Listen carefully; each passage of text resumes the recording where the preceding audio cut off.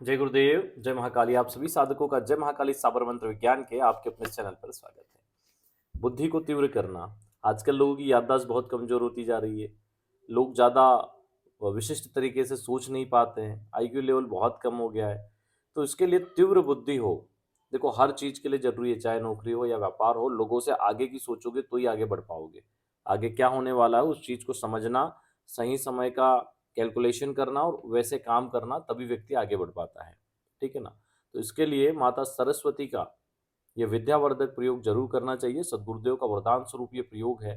अवश्य इस प्रयोग को करके अपने जीवन को उन्नत बना सकते हैं, अपनी बुद्धि को तीव्र और याददाश्त को भी तीव्र बना सकते हैं। बुद्धि तीव्र होगी तो आप लोगों से बेहतर और आगे का सोच पाएंगे और आगे बढ़ पाएंगे। ठीक है। कैसे इस प्रयोग को करना है?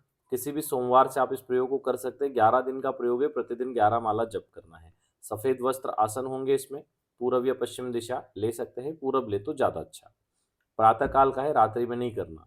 सुबह 4 बजे से 7 बजे के बीच में कभी भी इस प्रयोग को कर सकते हो। स्नान आदि से निवृत्त होकर पूर्व मुखी बैठ जाओ। सफेद वस्त्र आसन हो, लकड़ी का बाजोट हो, उसके ऊपर भी सफेद कपड़ा हो, और वहां पर आप सरस्वती यंत्र, सिद्ध सरस्वती यंत्र, सिद्ध माला, वारिद माला या फिर स्फटिक माला और सिद्ध गोमती चक्र, तीनों चीजें रख दो।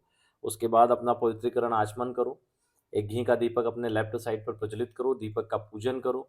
उसके बाद यंत्र को स्नान करवाओ। यंत्र को कुमकुम, अक्षत, केसर आदि से पूजन करो और गोमती चक्र को स्नान कराओ। गोमती चक्र का पूजन करो और माला का पूजन करो। हाथ में जल लेके संकल्प लो कि मैं विशिष्ट बुद्धि, ज्ञान, विद्या प्राप्ति निमित्त दिव्य सरस्वती साधना करने जा रहा हूँ।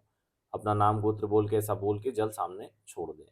और उसके बाद अब 1 माला गणेश मंत्र, 4 माला गुरु मंत्र जप करें। और देखो, ये तो कॉमन है, गणेश मंत्र और गुरु मंत्र सब में ही जपना है।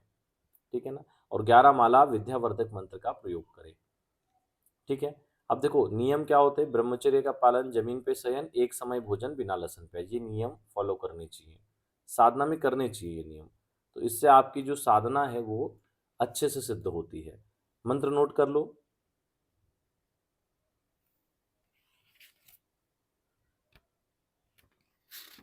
धूप दीप लगा लिया करो, सुगंधित माहौल होना चाहिए।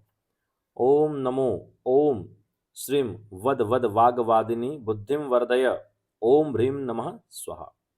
यह वह दिव्य मंत्र है जिसको आपको जप करना है।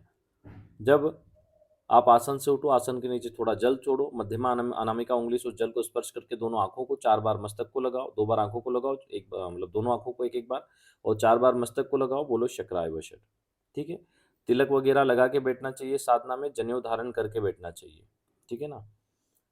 इसके बाद जब आपका अनुष्ठान पूर्ण हो जाए 11 दिन का, तो 12वें दिन यंत्र और माला को नदी में विसर्जित कर दो। और जो गोमती चक्र है उसको अंगूठी में जड़वा लो या ताबीज में बनवा लो चांदी में, और गले में धारण कर लो। 1.25 महीने बाद, धारण करने के 1.25 महीने बाद उसको भी विसर्जित कर दो। तो ये प्रयोग सिद्ध होता है। और इस प्रयोग से जो बुद्धि हो तीव्र होती है। जिन बच्चों की बुद्धि तीव्र नहीं है, और माँ बाप इसके लिए प्रयोग कर सकते हैं संकल्प लेके, और वो ताबीज या अंगूठी उनको धारण करवा सकते हैं 1.25 महीने तक। अगर वो छोटे हैं, बड़े हैं तो स्वयं करें। छोटे हैं तो उनको माँ बाप भी ये प्रयोग करके बच्चों के लिए कर सकते हैं, जिससे कि उनकी उन्नति होगी, उनकी ग्रोथ होगी। तो ये दिव्य प्रयोग आप अवश्य करें, ताकि बच्चों को बेहतर भविष्य मिले, बेहतर बुद्धि हो, उनकी तीव्र बुद्धि हो। और दैविक प्रयोग जब आप करते हैं तो उनके अंदर अच्छी बुद्धि का प्रवेश होता है। अच्छी और बुद्धि, बुद्धि दोनों प्रकार की होती है। कुछ चालाक लोग भी होते हैं, ठीक है ना, लेकिन अच्छे लोग होते हैं।